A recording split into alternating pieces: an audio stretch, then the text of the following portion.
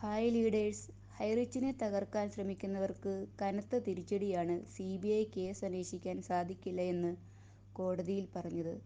നമുക്കെല്ലാം അറിയുന്നതുപോലെ കമ്പനിയിൽ ചേർന്നതുകൊണ്ട് ആർക്കും തന്നെ പണം നഷ്ടപ്പെട്ടിട്ടില്ല. കമ്പനി കലക്ടർ പൂട്ടുന്നതുവരെ പണം നൽകിയിരുന്നു. പണം ഇപ്പോൾ കിട്ടാത്തത് കലക്ടറും EDയും ഫ്രീസ് ചെയ്തതുകൊണ്ട് മാത്രമാണ്. കമ്പനി ആവശ്യത്തിന് കുറച്ച് പണം ബാങ്കിൽ ഇടാതെ സൂക്ഷിച്ചിരുന്നത് കോടതി ചിലവിനും മറ്റാവശ്യങ്ങൾക്കും ചിലവഴിച്ചത് കാരണം അത്യാവശ്യക്കാർക്ക് പണം ലഭിക്കാതെ വന്നിട്ടുണ്ട്.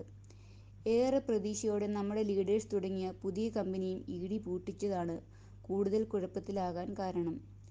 കമ്പനി മണി ചെയിൻ മാതൃകയിൽ പ്രവർത്തിച്ച് ഏറ്റവും കൂടുതൽ കോടിപതികളെ സൃഷ്ടിച്ചു എന്നത് നെഗറ്റീവ് ആൾക്കാർ പോലും ആരോപിക്കുന്ന കാര്യമാണ്.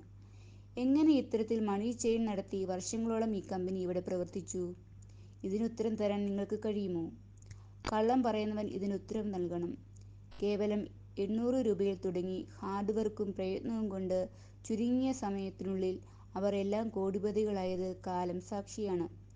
അതുപോലെ കമ്പനി തുറന്ന് പ്രവർത്തിക്കാൻ തുടങ്ങിയാൽ ഇപ്പോൾ കമ്പനിക്കൊപ്പമുള്ളവർ കോടിപതികളാകുമെന്നുള്ളത് തീർച്ചയാണ്. കാരണം നിലവിലെ കോടിപതികളെല്ലാം തന്നെ മറ്റു കമ്പനിയിൽ ചേക്കേറിക്കഴിഞ്ഞു. ഇപ്പോൾ കമ്പനിയോടൊപ്പമുള്ളവർ ഹൈറിച്ചിനെ സ്നേഹിക്കുന്ന യഥാർത്ഥ ലീഡേഴ്സ് മാത്രമാണ്. നമുക്കൊരു മോശം സമയം വന്നപ്പോൾ ഇട്ടിട്ട് പോയ കള്ള നാണയങ്ങളെ ഇനി കമ്പനി തിരിച്ചു വരുമ്പോൾ കൂടെ കൂട്ടരുത്. ഇത്തരക്കാർക്ക് ഇനി കമ്പനി തിരിച്ചു വന്നില്ലെങ്കിലും നഷ്ടപ്പെടാനൊന്നുമില്ല എന്നോർക്കുക. മറിച്ച് കമ്പനി തിരിച്ചു വന്നാൽ നമ്മളെല്ലാം കോടിപതികളാകും എന്നുള്ളത് ഹൈറിച്ചിന്റെ വളർച്ച നോക്കിയാൽ നമുക്ക് വ്യക്തമാകും.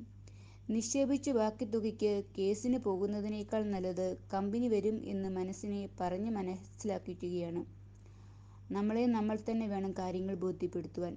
വേറൊരു കാര്യം കൂടി, CBI അല്ല ഏത് അന്വേഷണവും നേരിടാൻ നമ്മളുടെ കമ്പനി ഒരുക്കമാണ്.